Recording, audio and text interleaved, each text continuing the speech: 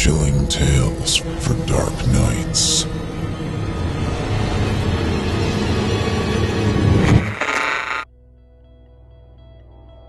Knuckle Supper, written by Drew Stepek, performed here by Jason Hill. Chapter 9, Sacrifices.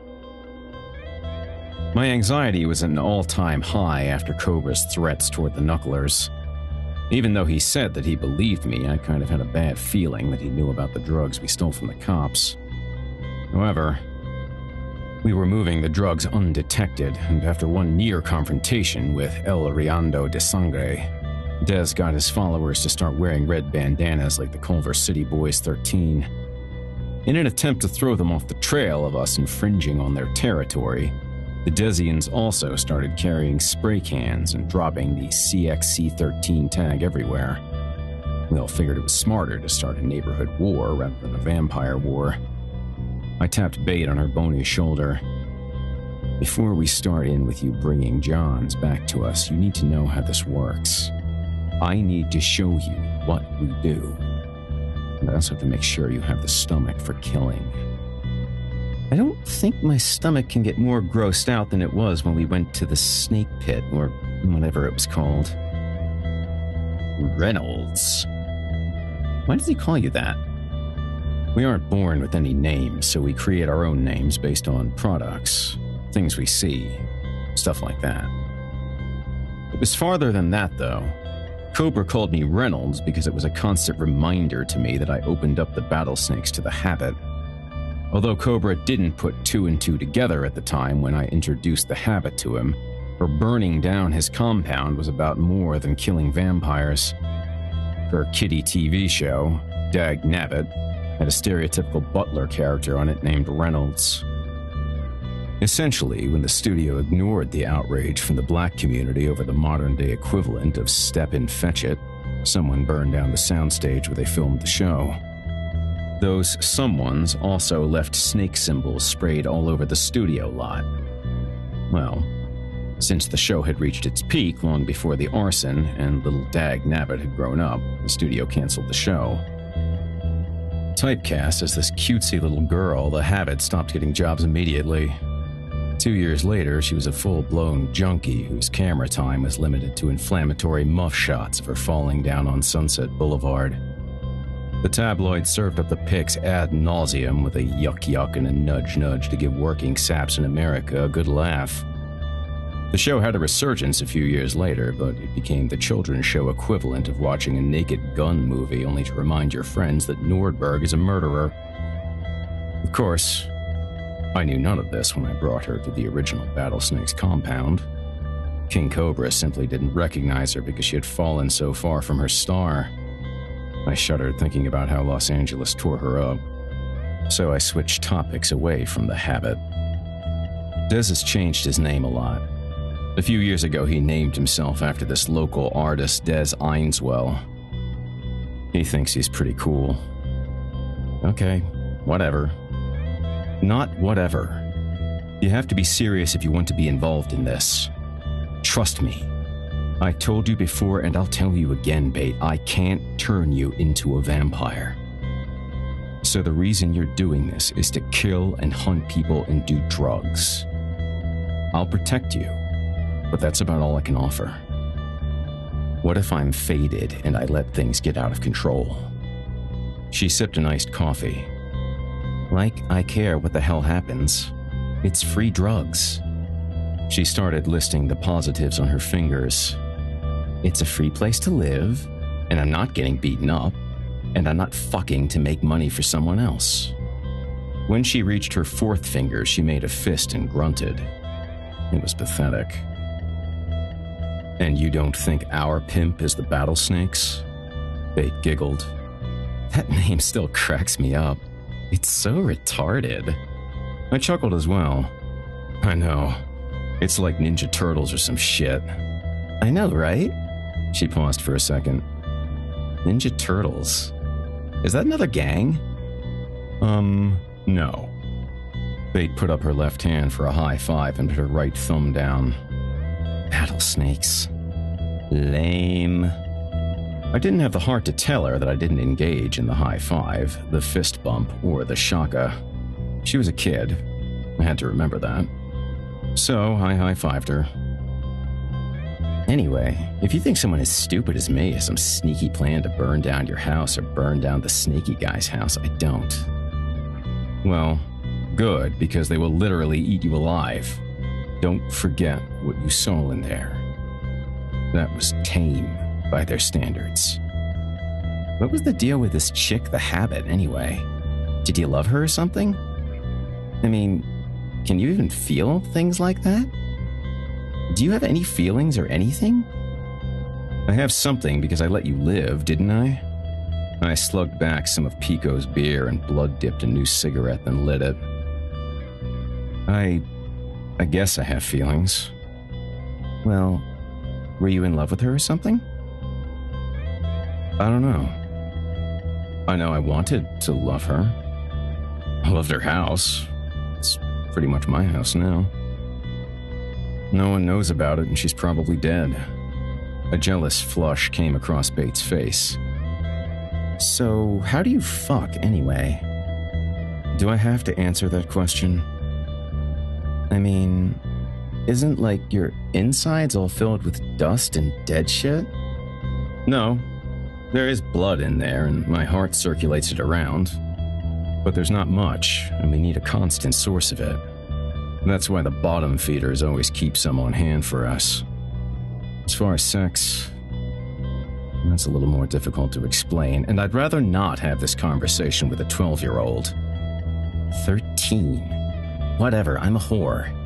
She rubbed up against me. Dude, don't touch me. Don't do that. Don't ever do that. Are you like gay or something? Why not? I'm a hooker. I ashed my cigarette on the coffee table. You're a child. I'm a child that you're willing to put at risk for you to get high, you selfish cock. I bet your wiener doesn't even work. Enough! Get ready. Besides, what would be the point of having sex knowing you can't reproduce? Well, what about Dez? He's always talking about raping chicks and stuff. I latched onto the back of her neck. Stay the fuck away from Dez. I shoved her toward my room. And get ready. Wear something stealth, please. I don't want to see a scarf with skulls on it unless you're hanging from it.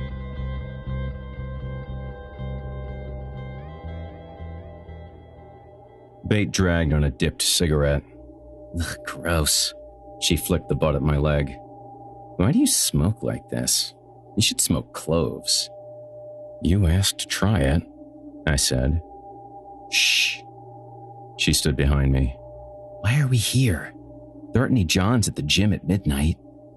We stood in the shadows, peering through the windows that allowed everyone on Highland to see California's finest hard bodies show off their vanity. That's the fun of this. We aren't out to get Johns tonight. Watch and learn, little girl. A stout jackoff walked by the display case with his shirt off. As he curled with both arms, he crossed right by us, put the weights down, and said something to a very sweaty girl on a stationary bicycle. Hi again, Mizuko, I whispered, remembering the bouncer from Halloween night. Who are these losers? They would be prey. She works here, closes up and lets him exercise after hours. He is just some douchebag who was working the door when I took you out for your birthday. He tried to start shit, and I'm going to repay him for it. I could have torn the guy to shreds there, but there are some ethical codes involved about revealing ourselves in public places. So, I started following him around, figured out his whole routine. When he gets done with work... Where does he work? I shot her a look. Do you listen at all? He's the doorman at Club Thirst. She looked perplexed. You mean that lame place we went for Halloween? Yes, for God's sake, focus. When he gets done with work, he comes here and works out with his girlfriend. Anyway, since she has keys and is a personal trainer, she lets him work out and shower and shit for free. The douche began egging his girlfriend on to do more reps. She was struggling. This guy's an asshole, huh? So we're going to jump in there and just get high on this guy and share some with her?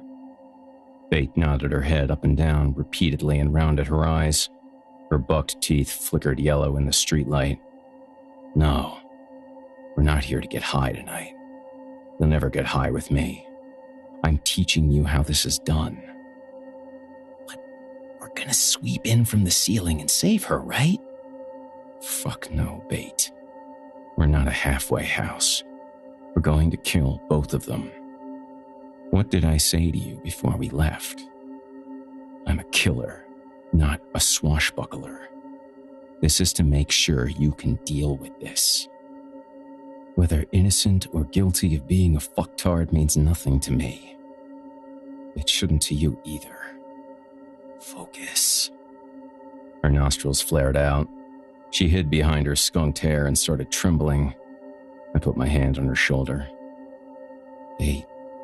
I knew that once you realized that this isn't about romance and writing poems that you wouldn't want to be involved. Come on. Let's go back.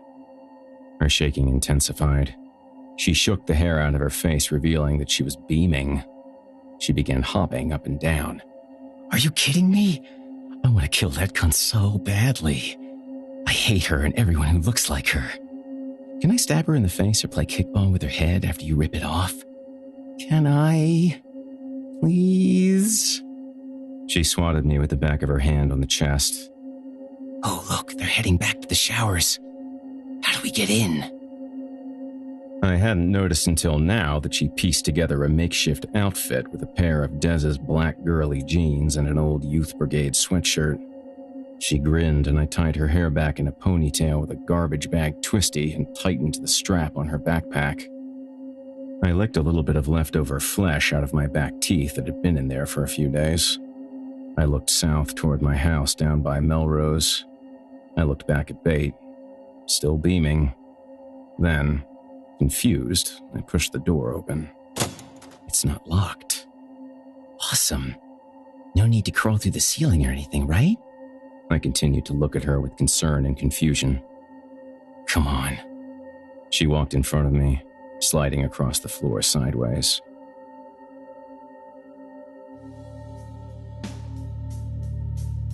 I reached into my pocket and grabbed a handful of change. Okay, Bait, we rarely just hunt people for the hunt, but if we're going to, why not make it fun? Now watch. You'll get the same reaction every time. I lifted a couple of pennies and threw them over the stalls. They landed one shower before her and spun into the drain. Clink, clink. Nothing. I held Beg back with my forearm. Wait for it. Still nothing. Bait reached into her bag of tricks, and before I could stop her, she winged a handful of rocks into the shower with the girl. Ow! The girl screamed. I looked at Bait and shook my head, mouthing, Why? She devilishly bit into her palm and snickered. We heard the echoing voice of the personal trainer. What the fuck, Mizuko? I've got fucking shampoo in my eyes. What, you haven't gotten enough of coaching my fat ass? Bait couldn't contain herself. She pulled my ear down to her mouth. He called her a fat ass. Bait snorted. My cheeks filled with laughter and I closed my eyes. I waved my hand at her to stop and pushed myself back up on her head. She attempted to lower her voice and shouted, Clean your pussy, fatso. I smacked her on the back of the head. Shut up. What's so funny, you asshole? The girl yelled. That hurt. What are these, rocks? Nice. Much better than your dick, you limp shit. Bait and I looked at each other in surprise. Playing along at this point, I whispered to Bait, Listen to this. I cupped my hand over my mouth and tried to make an Italian, Mizuko-sounding voice. Get back to the weights, Tubby. Probably sounded more like someone from Transylvania than New Jersey. Bait fell over in the shower next to us, hysterical. I grabbed the iPod she gave me out of my pocket and threw the earbuds into my ears. I loved having aggressive music playing when I pounced on a human. Cobra liked Tosh, I liked 7 seconds. I flicked the touchscreen. "What the fuck, Bazooko?" The personal trainer turned off the shower and stepped out of the shower, rubbing the water out of her eyes with a towel and scratching her ass. I sped toward her like a Greyhound bus, passing 5 showers on both of my sides. I jumped. As soon as the towel was off her face, I was on her like a beast. I didn't have time to turn around to see if Bait had gotten up to witness what I was about to do. The bitch had to be taken care of immediately as not to alarm Bazooko. Not yet. I pried her mouth open with my right hand and quickly ripped off her bottom jaw, tongue intact, so she couldn't scream very easily. I immediately put my left foot into the portion of her face where the mouth used to be and pressed my foot down hard. She squirmed around. Her defined arms reached towards my face. She tried to lash around with her ultra-cheesy, jewel-encrusted French manicure. I kicked my boot up into her skull, busting through her nose and blowing out her eyes. Her arms dropped, and as I held her head down, I grabbed both arms and twisted them outward, breaking them off entirely. I chucked both arms into the showers at my sides. To end the job, I stood up in the boot I had in her mouth, lifted my other leg, and just crushed right through her sternum. If there was even a second of life left in her, it was done after that. A successful workout. She lost some of that extra weight Mizuko obsessed about. I dug my face into her chest, and while picking the bone slivers left from her ribcage out of the way, I tugged out her pulmonary vein and sucked the life directly out of her heart. In the middle of the carnage, I spun my head around. I made sure that my face was drenched in blood and that heart parts were hanging out of my mouth. I even growled like a monster. I saw Bait standing underneath the lowlights of the gym shower back at the end of the hall where we began. Her face wasn't beaming anymore, and her backpack spilled from her shoulders to the middle of her back. I shook the veins and grabbed the personal trainer by her hair, ripping off what was left of her crown. Bait looked at me in shock. Tears rolled down her eyes. Another handful of rocks that she had prepared fell from her hand. "RJ?" she whimpered. I howled again. If she didn't know yet, now it was clear that I was a monster. "That was totally fucking awesome." She reached toward a rack next to her. "Do you need a towel, dude?" Pieces of heart fell out of my mouth as I slam-dunked the head to the tiles, splashing it everywhere. I secretly wished the more noble Eldritch were there to perform my public service announcement about the inherent dangers of vampirism. I knew that if I saw myself in the mirror, that it would have been laughable.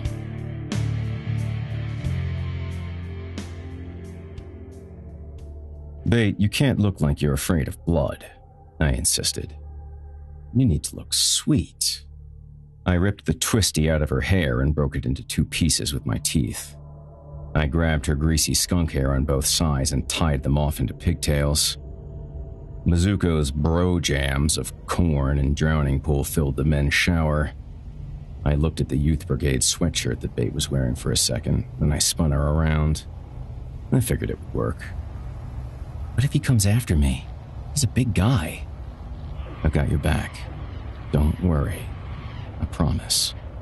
The corners of Bait's face curled upward around her buck teeth. "Really?" "No, stupid. We're doing this so I can have some meathead named Mizuko attack and kill you. Get rid of that smile. It looks too forced. Try to look confused and alone or something." I handed her the iPod. She put the earbuds in her ears. "What's this shit?" "Come on. Go with it. You need music to be a lunatic." I shoved her toward the shower. "Besides, the music he's listening to is totally wrong." She walked 2 steps sideways with her arms extended like she was running a defensive basketball drill. "Stop." Bait took an earbud out. "What?" "Walk normal," I commanded with my finger, pointing toward Mizuko's shower. "Act terrified." Reluctantly, she continued her trek. When she had gotten right to Mizuko's stall, she turned back. I nodded my head, assuring her that everything was going to be cool. Then, I leapt to the top of the mold-lacquered, once blue-tiled stalls and held my finger up to my mouth, letting out another subtle shh. Bait curled her little piggy nose in excitement and shot me a thumbs up.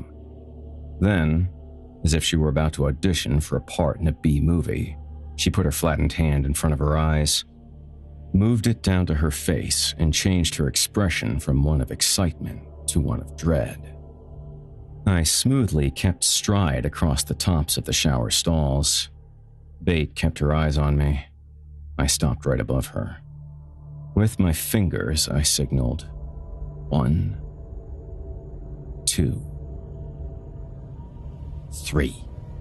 Bait tore back the shower curtain, looked up at Mizuko, and sweetly said, "Is this yours, mister?"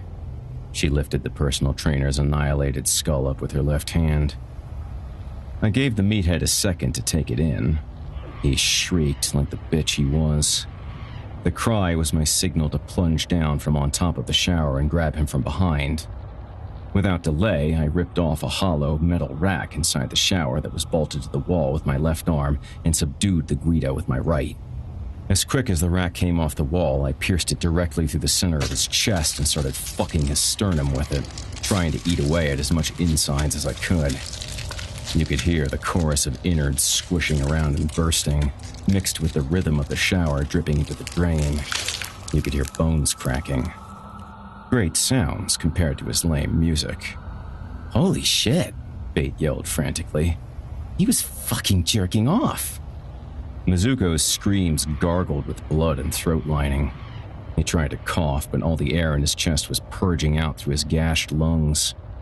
Bait bounced from side to side, seemingly skipping in place. "RJ, he was jerking off! RJ, he was jerking off!" The meathead began losing consciousness. I pulled the rack from his chest and lanced him directly through the heart.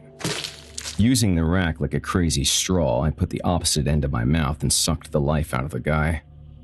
With my left arm still restraining his chest, I pumped it like I was giving him CPR. Out of life, Mizuko slumped to the floor. As he fell, I saw Bait. She stood with the personal trainer's head in her left hand and a shit-eating grimace on her face. "Watch this," she said. She lifted back her boot and stomped on Mizuko's cock. I coughed some of his blood out of my mouth. "Dude, Bait, he's dead. No need to kick his dick." "What's wrong with you?" She pushed her head trophy toward my face. "Pretty fucking sweet, right?" I shuddered a little more and swatted it out of her hand. "No."